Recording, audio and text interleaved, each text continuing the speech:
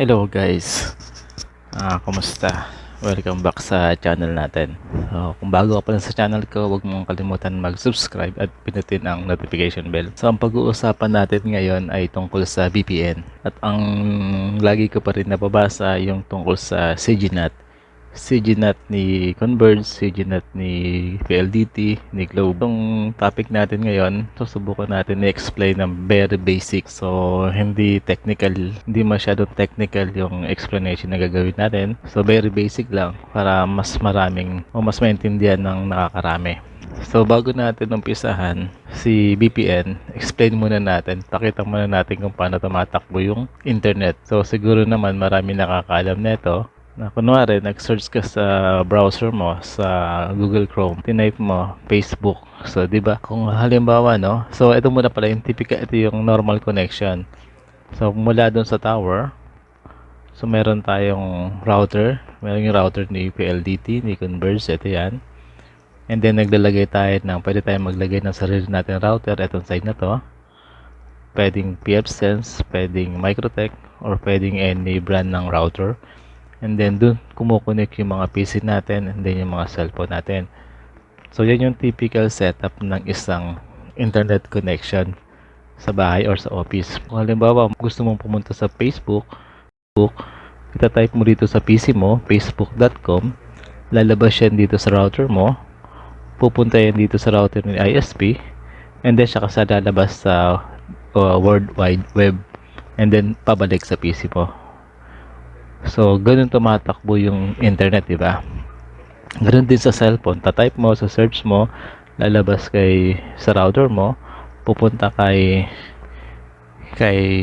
router ni ISP at papunta sa web. So, sa madaling salita, lahat ng internet mo, ang may control lang dyan, si ISP. So, kung ano man yung binibigay na speed ni ISP, ano yung binibigay na IP ni ISP, walang magagawa dito sa side na to, dito o sa side mo, kasi nga kumukuha ka lang o ang nag-setup ng IP mo at ng bandwidth mo yung ISP. So wala kang magagawa. So kaya yung sinasabi nilang bypass CGNAT, hindi ko matatanggap o hindi ko ma-accept na yung term na bypass, na may explain natin yan mabuti. Pag-usapan natin tong VPN. So gamitin na natin explanation dito, si expressvpn.com. So, ang VPN o Virtual Private Network, ayan. Itong VPN may mga protocol na, maraming protocol na ginagamit to, pero hindi na natin i-discuss dito. Pag sinabi natin VPN or Virtual Private Network, encrypted to. Ayan. Most effective way for people to protect their internet traffic and keep their identities private online. So, ginagamit ang VPN para ma-secure yung connection mo, para yung location mo ma-hide, yung IP mo ma-hide. Usually, ginagamit din to ng isa sa mga tools to na ginagamit ng mga hacker. Kasi kung VPN user ka, mapapansin mo, meron doon location settings. Pwede kang mamili ng location. Pwedeng US, maraming location. So, ibig sabihin, kapag connected ka sa VPN at check mo yung what is my IP, hindi siya lalabas. Or kung lalabas man siya, ghost o hindi totoo yung IP na yon. And then, napapakita ng location, nasa US ka. Pero ang totoong actual location mo, nasa Pilipinas ka. So, kaya siya sinasabing secure. So, and then, pwede rin multiple location yan ng sabay-sabay. Yun nga yung ginagamit ng hacker kung nanonood kayo. Okay, sa VPN kasi, mayroong common use yan eh. So, meron tinatawag na consumer use VPN. Ito nga yun, yung mga end user o yung mga sa bahay lang o yung mga shop na gumagamit ng VPN. At meron din sinasabi na company use VPN. Itong consumer VPN, ito nga yung nagbabayad kayo. Binabayaran ito. Halimbawa ito sa ExpressVPN. Services yan. VPN server to. So, hindi siya, may bayad siya, kaya maganda yung services niya at saka mabilis siya. Ito yung mga ginagamit ng mga end user o ng mga shop para makakuha ng secure access o sabihin natin yung term nila na bypass. Iba-bypass yung CGNAT. Explain natin mamaya yan. And then, ito naman isa, yung company use VPN. Ito yung hindi ko nagawa ng design, no? Paint na lang natin. Ito, hindi ko na ihanda. Paint na lang gamitin natin. Explain ko lang tong isang type ng VPN. isa sa mga usage ng VPN. Itong company use VPN. Ganito yan. Halimbawa, ito yung bahay nyo. Yan yung bahay nyo. So, may internet ka rito sa bahay. And then, ito naman yung sa office mo. Yung sa work nyo. So, halimbawa, ito, sabihin natin, ito nasa QC. And then, ito nasa, sabihin natin sa Bulacan. So, malayo yan. So, isang gamit ng VPN, pwede kang mag-set ng VPN dito sa office mo. Pwede kang maglagay dito ng VPN server.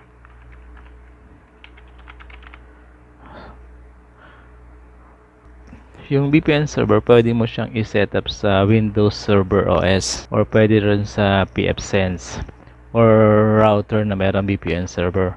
O pwede yan. Kung mayroon ka ritong VPN server, dito naman sa bahay mo, mayroon ka ritong VPN client.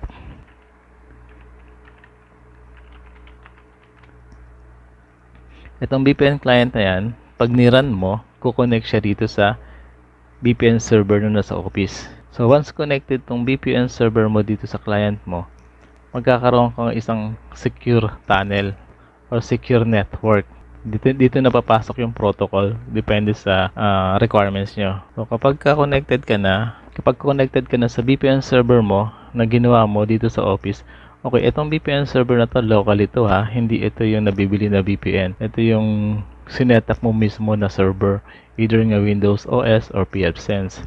Kapag connected ka na dyan, ibig sabihin, kahit magkalayo tong office mo at bahay mo, parang isang local area na lang yan. Parang isang ano na lang yan. Ibig sabihin yan, itong office mo at saka itong bahay, parang isang area na lang yan. So, parang isang shop na lang yan magkatabi. Ibig sabihin, kung meron akong document dito sa bahay, pwede ko siyang i-print, lalabas dito sa office. Ganun siya. Or itong office, meron kang printer sa bahay, nag-print ka, dito sa office, gusto mong palabasin dito sa bahay po pwede. As in local network lang siya. So, pag nag-ping ka, makikita mo siya. And then yung IP mo sa bahay, katulad ng IP rito sa office. So, yun yung isang tinatawag natin ng consumer VPN. Okay? So, sana maliwanag yun. Yung isang uri ng use ng VPN. And then, balik tayo dito. Etong si ExpressVPN, meron tong bayad.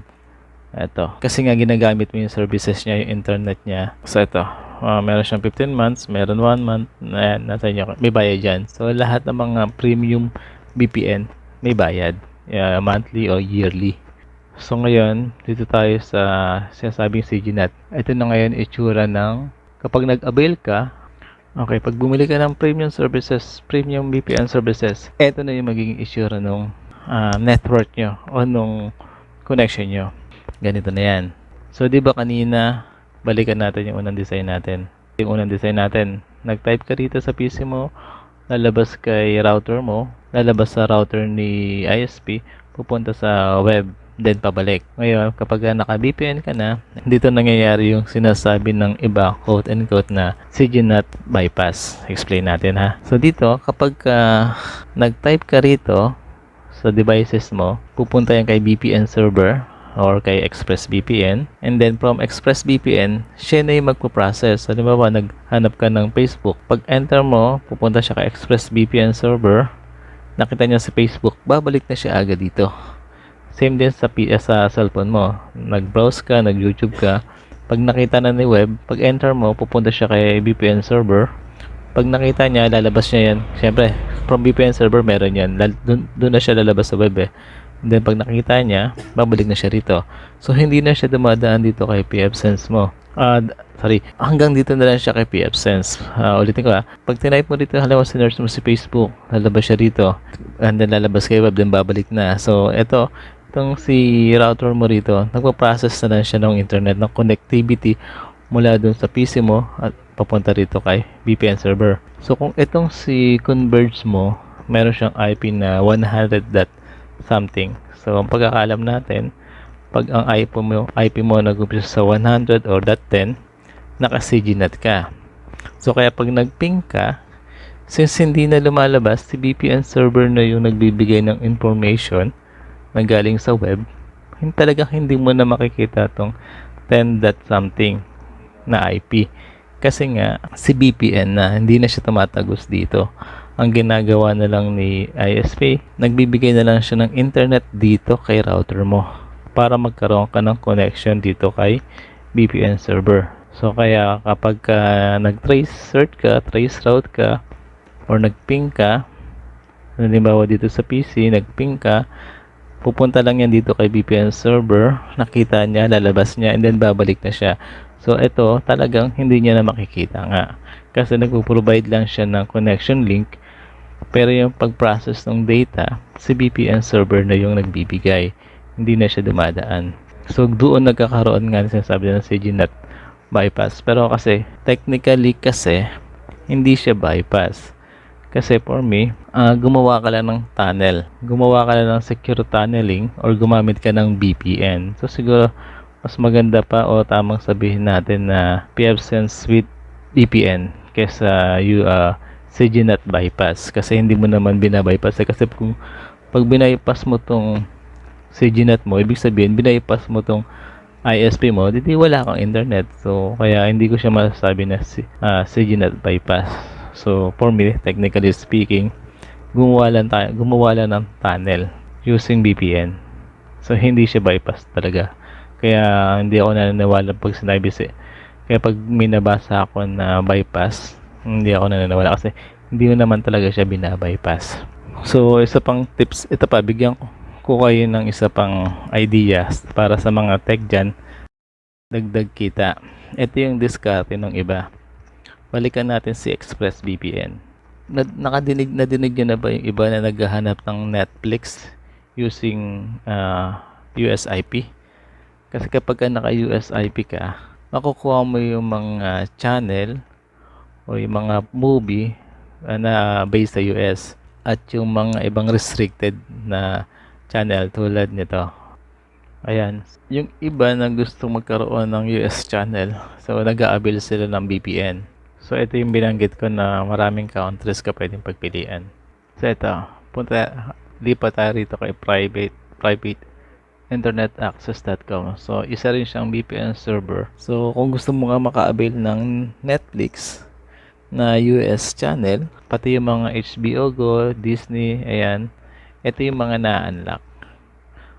Hindi lang ito, may mga ibang channel din, depende sa VPN server na mapipili nyo.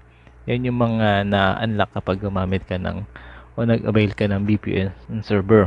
So kung nadinig nyo nga na ngayon, naghahanap sila ng US IP para makapanood ng mga US based na movie. Ito yung diskarte ng iba. Hindi ko na sabihin yung amount kung magkano, pero ang ginagawa nila, bumibili sila ng router na meron VPN act, and then bumibili sila ng VPN server, i-encode nila ngayon yung credential, yung username, password doon sa router. So ibig sabihin, kapag ginamit mo yung router, automatic kukonect siya sa VPN server na binili mo, and then since connected sila sa VPN server outside Philippines, ang mangyayari doon, US IP yung ibibigay doon sa connection mo. Kung kukonek ka using phone or PC, US IP na. So kaya pag nag-browse ka, ang makikita mo doon mga US channel.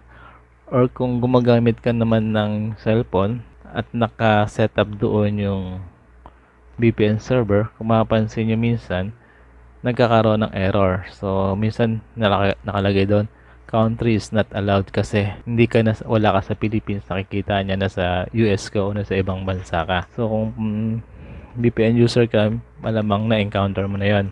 So yun yung ginagawa ng iba. So bumibili sila ng 1-year subscription ng VPN, inilalagay nila yung credential doon sa router para paggamit ng user ng router, IP based siya. So same din dito sa bypass, quote and quote bypass CGNAT. Ang ginagawa rito ng ibang tech, bumibili sila ng VPN server, inilalagay sa pfSense server. So kaya pag on mo ng pfSense server, automatic magda-dial siya sa VPN, and then from VPN na yun, so maganda yung VPN dapat para hindi siya malag. Kasi kung maraming mga free VPN, pwede nyo i-try tulad ng Hotspot Shield. Free lang yon, pero mabagal siya. Tsaka may limit lang yung bandwidth niya. Yung data allotted niya, may limit lang. Pero pwede nyo i-try. Yun nga lang, mabagal siya. Isa rin advantage ng free at saka ng may bayad. Yung may bayad, mabilis siya. Kaya talagang mararamdaman nyo kung naka-CGNet kayo, talagang mararamdaman nyo, lalo na kung maganda yung VPN server na binili nyo, talagang mararamdaman nyo na walang lag o hindi nyo mararamdaman yung CGNet na tinatawag. So, ang tabayanan nyo, siguro next video na gagawin natin, yung PLSense with VPN. Ayoko sabihin na bypass CGNet eh. So, sabihin na lang natin PLSense with VPN para sabihin natin may yung connection mo hindi mismo manggagaling kay ISP mo. In common term, pwede mo sabihin bypass, pero in technical term, kung alam mo kung paano tumatakbo yung VPN, hindi mo siya kasi matatawag na bypass eh. So siguro bahala na kayo kung anong gusto yung term na sabihin. Ulitin ko lang, explain ko lang ulit para maliwanag. So kapag ka naka-VPN ka, itong si ISP mo na to, nagbibigay na lang siya ng internet dito sa router mo para makapag-dial kay VPN. So, anything na i-type mo, isi-search mo, pipindutin mo dito sa PC mo or sa mobile cellphone mo, pupunta siya kay VPN server, lalabas siya sa internet. Pag nakita niya, babalik siya kay VPN server, then di-display sa devices mo. Hindi na siya pupunta rito kay ISP. Internet na lang niya. Internet connection na lang, yung link na lang para magkaroon ka ng connection from devices, from your router to VPN server. So kaya pag nag-trace route ka, hindi mo na makikita yung IP na 10.10 kasi nga ang makikita mo na lang yung VPN server na either US based IP or saan mang ibang bansa yun. So kung meron kayong katanungan, comment nyo lang, and then siguro hintayin nyo yung next video kung paano ginagawa yung PLSense with VPN para matanggal yung CGNet. Okay? So, yun na muna guys. Thanks. Huwag niyo kalimutan mag-subscribe and share niyo itong video na to. Okay? So, maraming salamat.